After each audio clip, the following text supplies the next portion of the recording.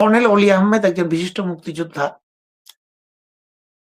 ওনাকেও নমিনেশন দিয়েছেন। যেই কর্নেল অলি কিনা জামাতের প্রশ্নে, জামাত ইসলামীর সাথে জোট হয়েছে এই প্রশ্নে, উনি বিএনপি থেকে পদত্যাগ করে এলডিপি গঠন করেন। এতই জামাত বিরোধী উনি, এতই জামাতকে উনি অপছন্দ করেন। তাহলে ওই ধরনের লোককে আপনি নির্বাচনে জয়ী হওয়ার স্বার্থে বা ভোটের রাজনীতিতে আপনি সেই লোকটাকে ২ জন এরকম ২-৩ জন লোককে না নিলে কি হতো? জামাতের ক্ষতি হতো। কিন্তু আমাদের মতো যারা জামাত ইসলামের উপর আস্থা ছিল, নীতি আদর্শ তাদের ব্যাপারে আমি একটা রিজার্ভেশন ছিল। জামাত এই জিনিসগুলা করে না। তখন তো বলতে পারব না, জামাত তো করে। জামাত ইসলামীরও ব্যাপারেও আমার কিছু কথা আছে। আমি সবসময় চেয়েছি বিএনপি জামাত একসাথে থাকুক এবং হাসিনা বিরোধী আন্দোলন থেকে শুরু করে এবং কিছুক্ষণ আগেও বলেছি একসাথে তারা আন্ডারস্ট্যান্ডিং এর মধ্যে নির্বাচনটা করা উচিত ছিল। দেশের স্বার্থে। তারাও তো অনেকগুলো জিনিস কিন্তু তাদের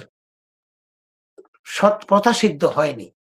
উনারা কিন্তু উনাদের উপর যে একটা আমার ব্যক্তিগতভাবে একটা আস্থা ছিল, এটা কিন্তু অনেকটা হয়ে গেছে। উনারা মেজর আখতারুজ্জামানের মতো একটা চিহ্নিত হাসিনার দালাল। তাকে উনারা নমিনেশন দিয়েছেন। কর্নেল অলি আহমেদ একজন বিশিষ্ট মুক্তিযোদ্ধা।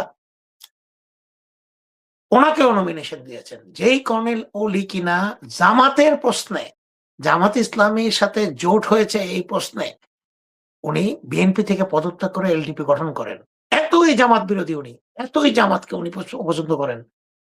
তাহলে ওই ধরনের লোককে আপনি নির্বাচনে জয়ী হওয়ার স্বার্থে বা ভোটের রাজনীতিতে আপনি সেই লোকটাকে ২ জন এরকম ২-৩ জন লোককে না নিলে কি হতো? জামাতের ক্ষতি হতো। কিন্তু আমাদের মতো যারা জামাত ইসলামের উপর আস্থা ছিল, নীতি আদর্শ তাদের ব্যাপারে আমি একটা রিজার্ভেশন ছিল। জামাত এই জিনিসগুলা করে না। তখন তো বলতে পারব না, জামাত তো করে। বিএনপি তো করছেই। বিএনপির লোকজন তো যদি ২ টা করে প্রচার হয় ১০ টা। চাঁদাবাজি ১-২ টা যে হয়নি তা না। ৫ই আগস্টের পরে দীর্ঘদিনের বঞ্চনার শিকার, সবকিছুতে অবহেলার শিকার তারা তো ভুল করেছে। দলের পক্ষ থেকে তো তাদেরকে অনেক ৬,০০০ এর উপরে বহিষ্কার করা হয়েছে। তারপরেও এদের যে প্রচারণাটা, আমার কথা আপনি বিএনপি জামাত ২ জন ২ জনকে নেগেটিভ ভাবে প্রচার করলে এটা একজনের উপর একজনের আসে। বিএনপি ভুলে গিয়েছে ৯১ সালের বিএনপির যে সরকারটাকে জামাতের ১৮ জন সদস্য সাপোর্ট দিয়ে সরকারের বাইরে থেকে তারা সমর্থন দিয়ে সরকার গঠন করেছিল। তার মানে বিএনপি জামাত সরকারের সাথে সহযোগিতা করেছিল। তার পরবর্তীতে জামাত আবার কোন পরিস্থিতিতে আওয়ামী লীগের সাথে যুগপৎ আন্দোলনে চলে গেল? এটা আমার মাথায় খেলে না। জামাত ইসলামীকেও আজকে প্রশ্ন করতে চাই, আপনারা যদি ১৮ টা সিট দিয়ে যদি বিএনপিকে ৯১ সালে সরকার গঠনে সহায়তা করে থাকেন, আবার ৯৬ সালে আওয়ামী লীগের সাথে আপনারা যুগপৎ আন্দোলনে কিভাবে গেলেন? ১৭৩ দিন হরতাল কিভাবে করলেন? এই কথাগুলোর কিন্তু জবাব জামাত ইসলামকে দিতে হবে। বিএনপিকে যেমন জবাব দিতে হবে যেন আপনারা ৪০ বছর ধরে জামাতের সাথে থাকার পরেও এখন আপনারা জামাত ইসলামকে রাজাকার বলছেন কেন? জামাত ইসলামকে কিন্তু এই জবাবগুলো দিতে হবে জনগণের স্বার্থে। দুজনকেই। সেই কারণেই তো দেখেন যখন আপনারা যখন নিজের নীতি আদর্শ পরিত্যাগ করে যখন আমরা কিছু একটা পাওয়ার আশায় যখন একটা নতুন কিছু করি, অদ্ভুত কিছু করি যেটা জনগণ পছন্দ করে না, সেটা কিন্তু জনগণের মনে প্রশ্ন জাগে। আপনারাও যে একেবারে ধোয়া তুলসী পাতা তাও না। খালি বিএনপির দোষ দিচ্ছেন। বাংলাদেশ জাতীয়তাবাদী দল বিএনপি যদি না থাকতো, তাহলে আজকে বাংলাদেশের যে এ আওয়ামী আওয়ামী বিরোধী যে শক্তিটা, সেটা কি থাকতো? বেগম খালেদা জিয়ার মতো যদি দেশপ্রেমিক এবং আপোষহীন নেত্রী না থাকতো, তখন তো প্রত্যেকটা জামাত ইসলামীর নেতা বেগম খালেদা জিয়াকে পছন্দ করতেন এবং উনি মহিলা হওয়ার পরেও উনাকে নেত্রী হিসেবে স্বীকার করে নিয়েছিলেন। আজকে পরিবর্তিত পরিস্থিতিতে আপনারাও বিএনপি যেমন করছে, তারা চিনতে পারছে না আপনাদেরকে, আপনারাও করছেন চিনতে পারছেন আপনাদের। একটা নির্বাচনে কিন্তু সবকিছু শেষ না মনির ভাই। একটা নির্বাচন হলেই কিন্তু দেশে সব শেষ না, আজকেই সব ক্লোজ, দেশ শেষ। আর কিছু হবে না দেশে, তা না। নির্বাচন বারবার হবে। নির্বাচন গণতান্ত্রিক ব্যবস্থায় ৬ মাস ৯ মাসে নির্বাচন হতে পারে। ৩ মাসে নির্বাচন হতে পারে। সরকার অনাস্থায় পতন হতে পারে এনি টাইম। এটাই গণতন্ত্রের বিউটি। আমরা তো ৫ বছর মনে করি ৫ বছরের আগে তো একেবারে সরকার যেতেই পারবে না। এটা ভুল। গণতন্ত্র গণতন্ত্র যেসব দেশে শক্তিশালী, সেসব দেশে রাতারাতি সরকার পরিবর্তন হয়ে যায়। যেমন বাংলাদেশেও হতে পারে। তাহলে আমরা এই নির্বাচনটা করতে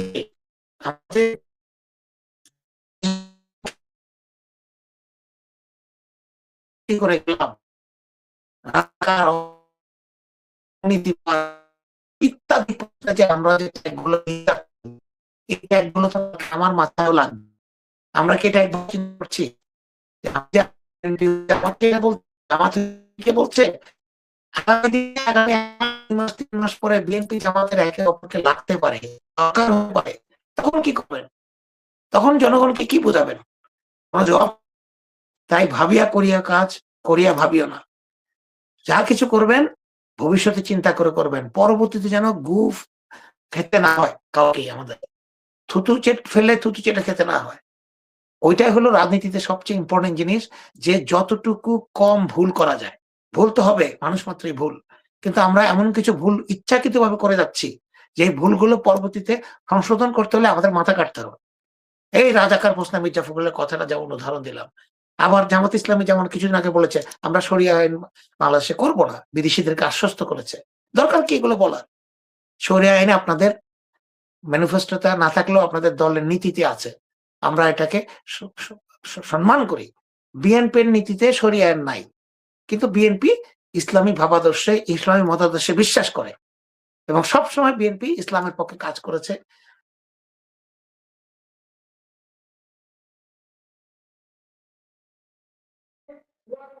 তো জনাব মারুফ রাজু ডিসকানেক্ট হয়ে গেছেন। আমরা একটু অপেক্ষা করে আশা করছি উনি কিছুক্ষণের মধ্যে আমাদের সাথে যুক্ত হবেন।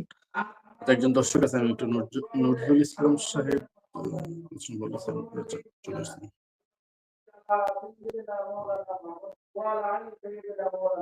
জি রাজু ভাই, সরি ডিসকানেক্ট হয়ে গেছিল।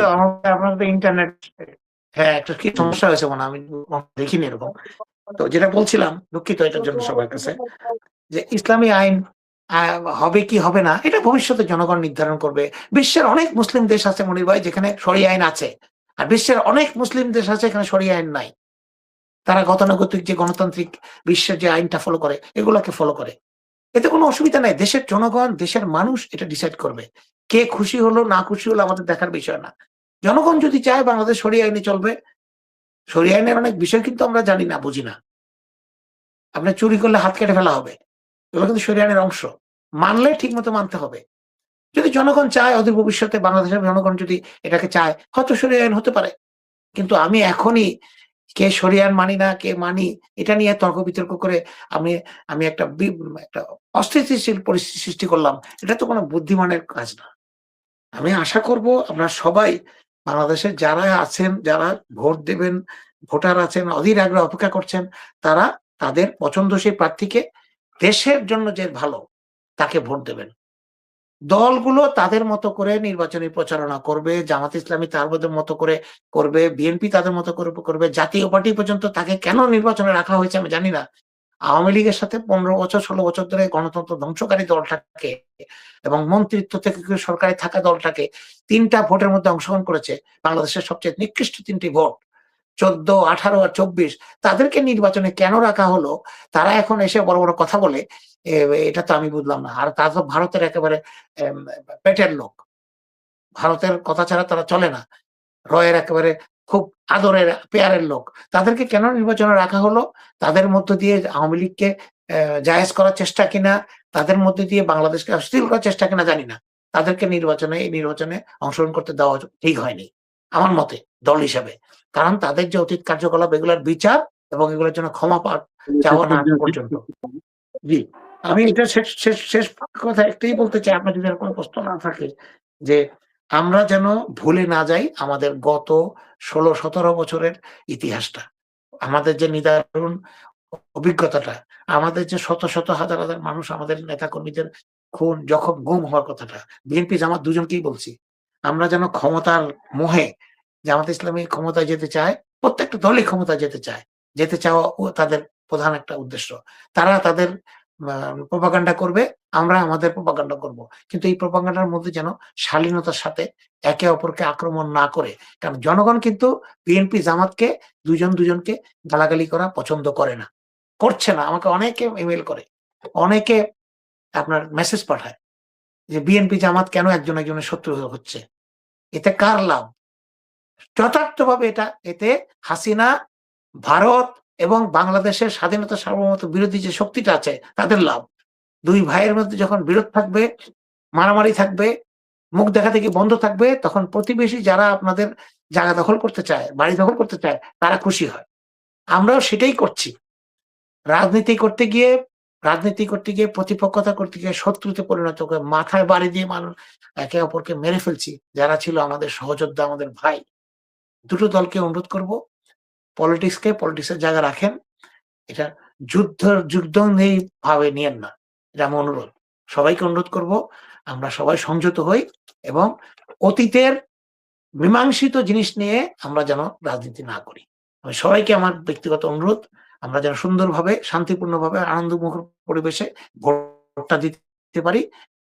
ভোটটা যেন সুষ্ঠু হয়, গণনা ঠিকমতো হয় এবং সরকারটা যেন ঠিকমতো গঠন হয়। যাকেই জনগণ রায় দেবে তাকেই আমরা মেনে নেব। এই মানসিকতা নিয়ে আমাদেরকে থাকতে হবে ইনশাআল্লাহ। সবাইকে ধন্যবাদ। আপনাকেও ধন্যবাদ মনির ভাই।